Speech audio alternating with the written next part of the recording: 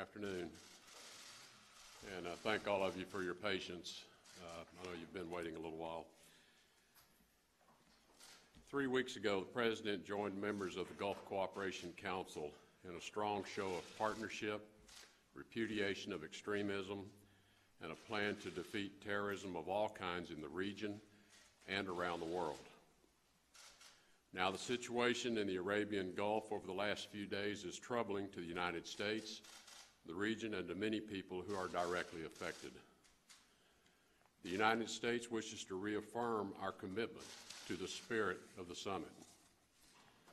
As we combine efforts to defeat the military, financial, and ideological support of terrorists, we expect to see progress in the Arab world toward greater political expression.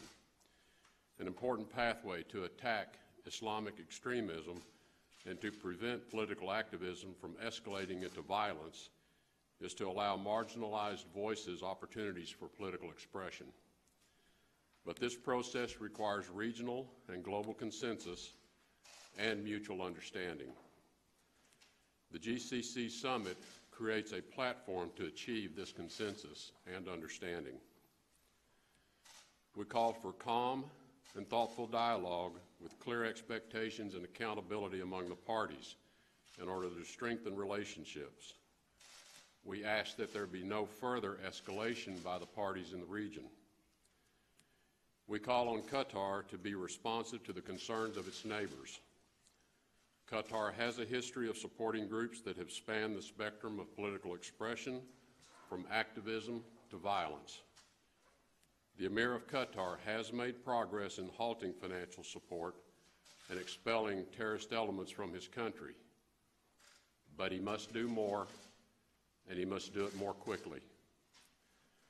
Others must also continue to eliminate factions of support for violent organizations within their own borders. Again, that was a commitment made by all at the summit. We call on the Kingdom of Saudi Arabia, the United Arab Emirates, Bahrain, and Egypt to ease the blockade against Qatar. There are humanitarian consequences to this blockade. We're seeing shortages of food, families are being forcibly separated, and children pulled out of school. We believe these are unintended consequences, especially during this holy month of Ramadan, but they can be addressed immediately. The blockade is also impairing U.S. and other international business activities in the region and has created a hardship on the people of Qatar and the people whose livelihoods depend on commerce with Qatar. The blockade is hindering U.S. military actions in the region and the campaign against ISIS. We support the Emir of Kuwait's efforts to bring about a peaceful resolution to this agreement and progress toward eliminating all forms of support for terrorism, military, financial, moral, or ideological. The U.S. will support these mediation efforts along with the Emir of Kuwait. In the last few days, I have spoken to many leaders in the region, and as I said to all of them, we know you're stronger together.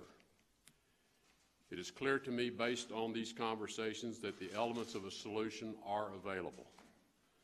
The GCC must emerge united and stronger to show the world the GCC's resolve in its fight against violence and terrorism and its commitment to countering the threat from extremism.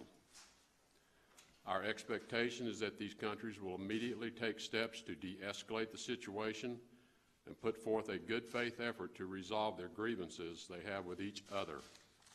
Thank you very much.